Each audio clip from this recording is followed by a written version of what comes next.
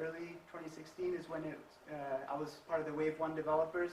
I didn't actually start doing this full time until January of this year. So I actually, it's a brand new industry, but I wanted to share some of my insights. One is don't be discouraged. When you reach out to a lot of people, you're not going to get 100% of the deals, right? That's just not how things work. But do keep a good pipeline. Talk to a lot of people. I've been amazed at how many people actually come back. People who I thought, oh, they weren't interested. But when you talk to somebody, when you show them a demo, it stays in their mind, right? And then later they know when the conversation comes up, when somebody executive says, hey, look at how VR and AR is growing. We really need to use this in our company somehow. All of a sudden they're like, oh yeah, Sean, he showed me a demo. Then you get the call. So don't be discouraged about the contracts that you lose. Most of the contracts that I'm working on right now have actually been proposals that I submitted like 6 months ago that I lost. And these are new opportunities. So lost proposals are actually, they can be a good thing because people will remember you as doing something. So keep a good pipeline. I talked about this a little bit. Start with fast function and end with perfection. In general, I found that when you start with perfection, it doesn't go well. Things take too long. Things don't go as well as you want them to. And in the end, you just end up losing the deal because you can't deliver, right? So don't get bogged down with perfection. Start with something fast that people can respond to. People like, if you give a client something that's perfect and they have, people always try and find something to complain about, or they'll always try and find something. So if you can start with something very quick, it demonstrates that, wow, you can do this quickly, you're efficient, and then it also gives your client or potential client something to respond to, something to talk about, and then you can kind of go from there. What I found with a few people is that this is a major stumbling point because they want to start with perfection. They don't want to do anything unless it's picture perfect. And I think depending on who you're talking to, that might be something to consider. But most of the time, I think just starting with something really, really fast is better than not offering anything at all. Even a fast, imperfect thing is better than nothing at all, right? A proposal goes a long way. So, I've talked to a lot of people who are really casual and they just want a message or they just want a Skype conversation. But where I found the most success is when I actually take the time and say, okay, I'm just going to spend a few hours, put this into a nice proposal, a template, put out a budget, put out a timeline, put in a description, a work item, kind of rehash what we talked about. And that I've noticed that goes a long way. Even when it's a casual person, like, oh, you don't need to do this for me. For some reason, it just helps a lot. So I do have a template. If you'd like a template, feel free to send me an email or you can give me your email, and I'm happy to send out a blank template for you to kind of use if you're interested. Don't let your limitations stop you. So, one thing interesting about mixed reality, that both the HoloLens and the immersive headsets is that it's not just an app you're holding in your hand.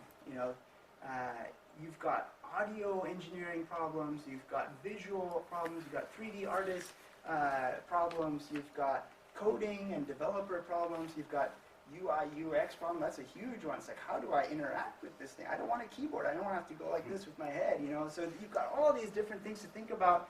And I think it's unrealistic to think that any one person could do that whole spectrum of things, right? So don't let your limitations stop you.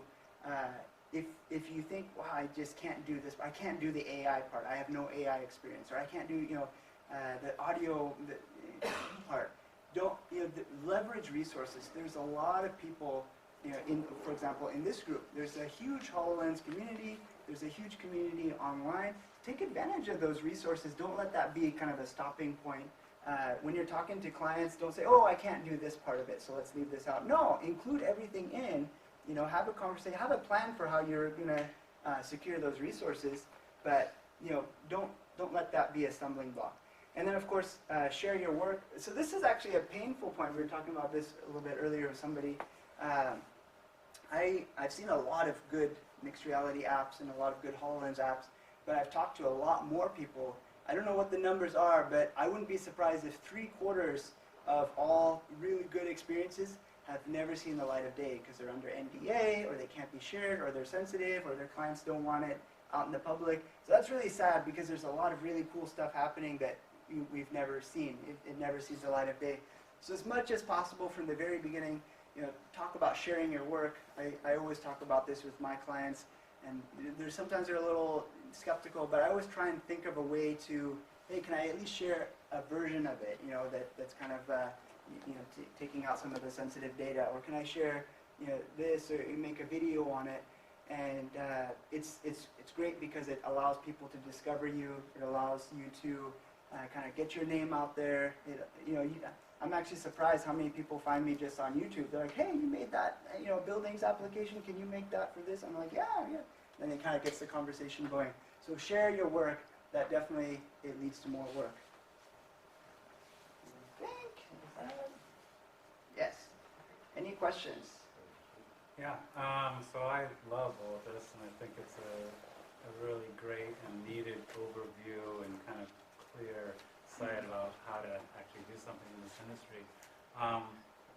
So I also have a company, but I find that, and not in AR or MR, it's more about branding and advertising and stuff. And I always find that it's very difficult to match the expectation of the client to their budget and to time.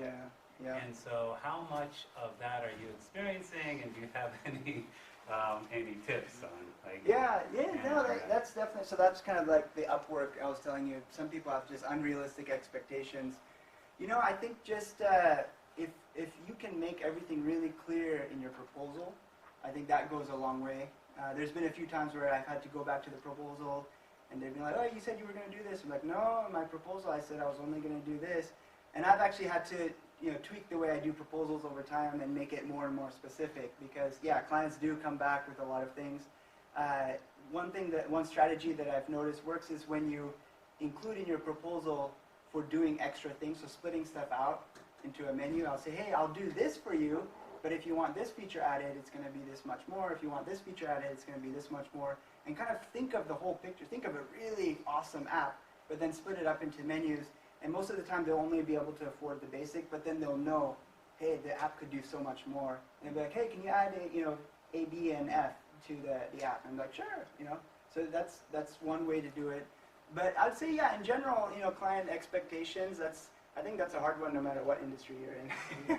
Do you find that people have the budgets, though, to actually afford you and your team in a comfortable way, or is it not everyone does. I mean, there's some people out there who are like, hey, can you make fragments for $500? We're like, no, I don't think that's possible. But there are companies like they are. They're a big multi-million-dollar company in Dubai that makes skyscrapers, and so it just, because, like I said, we're in a gold mine right now. You can afford to pick and choose, right? If you're just getting started and you need a few things under your belt for qualifications, then sure, maybe you can lose some money and work on some smaller projects just so that you can add those to your resume. But there's so many different companies you can approach. We haven't even scratched any surface at all, right? And so there are people with bigger budgets, and it's just a matter of getting the time to show them a few demos, having that conversation, and if you can afford to, not settling for less. It's I don't know if in business you see these S curves, right, of technology, and as some technologies start to mature, they start to level off, but then a new technology starts to rise up. But the catch is that you have to start down here, right? So that's something to think about. Is okay, these other traditional software engineering, traditional app making, we're kind of getting to the top of that, and mixed reality is just starting to boom down here, but it's not going to start up here and continue on. It's going to start somewhere here, because people are just unfamiliar.